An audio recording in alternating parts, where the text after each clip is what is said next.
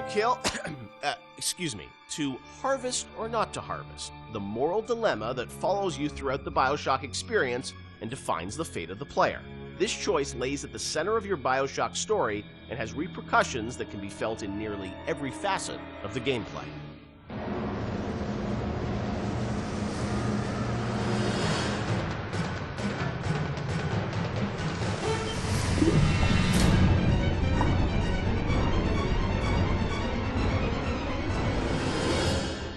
Part of BioShock's lasting legacy, of course, are the little sisters and this moral choice that presented itself to the player. Everyone became a water cooler conversation about, like, well, did you save them? Did you harvest them? That concept, Ken, was that something that came about early in development, or that binary choice? When did that come into the game? I don't remember when. I mean, we had the concept of them being protected, but I can't remember when you actually certainly chose. wasn't. When there was slugs, it was not meaningful. I think there was. Do you salt it? Do you not salt it? Yeah. There were resources that you could get, but there was no choice there, right? The choice was, do I want to fight the Big Daddy or not? Yeah. I think once we got into the realm of they have to be empathetic, the player has to have some feeling towards them, which you're not going to get from slugs. Right. Then we start seeing that opportunity there of, like, okay, nobody's going to want to do harm to these girls, or do they? Like, and do we allow them to? It was we weren't comfortable with it at first when it first came up that we could. I think it was important that it was a way to reflect the sort of larger economic questions of a world like Rapture, where, like, where the economy drives everything. Are there any limits to economic decision making versus moral decision making? Because that's sort of what the Randian notion is, that it's not the role that you don't sort of legislate morality. Let's try to take that to an extreme and see where that ends up. And Little Sisters sort of became that. And in this world, they became a commodity. And the question we have for the players, are you willing, they're a commodity to you as well, potentially. Do you want to participate in the commodification? There was, I think, a fair amount of nervousness internally at the publisher about it for a little while, but pretty quickly they were able to sort of say, look, we trust you guys, and go, do this. And I only had a few. The press, and this sort of happens over and over again, the games press worried a ton about it and, like, wring their hands about it. They ever recognized it was a setting topic, but that it was done to a larger purpose, that it wasn't just sort of like, hey, this is the game where you kill children. And whatever, and that was a sensitivity. I know that, like, you guys wanted to call them little sisters, not little girls, and it wasn't killing them, it was harvesting them. And I mean, you did some things probably on purpose, right, to sort of explain that this, you weren't doing anything vicious to them, right? Well, I mean, they do sort of disappear out of you, and a big slug out of their belly, comes up. That we didn't want that to be graphic. We wanted to be very clear that you were killing them. Yeah. But it was not intended to be a prurient in terms of, hey, this is a simulation of pulling a sea slug out of a little girl's belly. But we wanted you to understand that you were making a very diabolical moral economic pact there. And we think that came across, and I think it came across well enough. And I think the test of how well it came across is, I think most people didn't really thought of it as am I willing to do this thing or not? Right. And people would tell us stories how, like, their girlfriend saw them harvesting, and then they literally slept on the couch that night. Right. And that's an interesting, that was interesting how people connected to a 3D mesh that's really no different than any other 3D mesh in the world. Like, this little sister, she's not a person.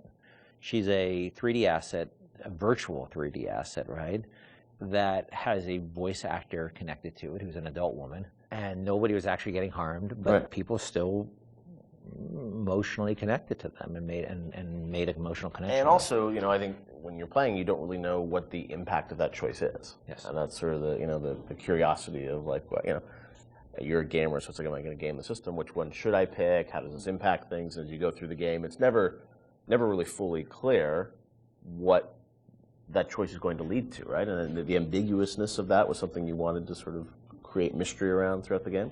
Yeah, we went back and forth a lot about what the rewards for harvesting versus saving would be, and actually I think we should have really pushed further that the rewards for saving were much more, should have been much more meager than the rewards for harvesting, just to really sort of put you up against the wall, push you up against the wall and say, Yeah. you know, are you going to stick by your moral guns here? Because you're going to pay for it. Yeah. Because that's usually the way life is, right? Yep. It's always harder to take a moral path than it is to take an amoral path. But there's incentives to take amoral paths because it's the easier path.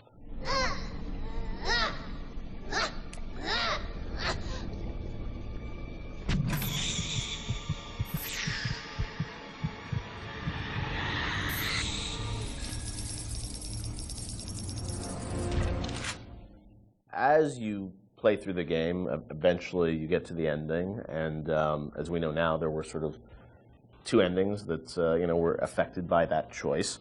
And that was something at the time, I know you said publicly that you weren't in favor of sort of having two endings. Was that in part because, you know, the game is about not having choice, or did you think that, you know, the two endings were, I don't know, like, I'm interested for narratively, like, why you didn't want to go that path? It seemed forced, given that the game really sort of almost made a joke, I mean, a meta commentary joke about the lack of agency in games, the lack of meaning of those choices, given that you have these two endings. I guess you could make an argument that, well, you were free, you were given choice of the, you know, once Ryan's dead, and that's really what it's about. But I think we also didn't really have enough time to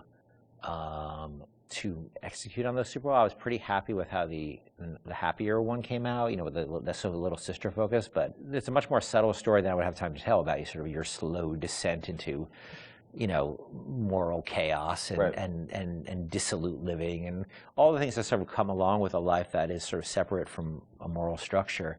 It's a long story. And that's what I mean. You were just switching a cutscene. It wasn't like you were doing sort of a whole other level that was different or something. So the choice was there's two cutscenes with very tight time and economic or constraints. just start a nuclear war.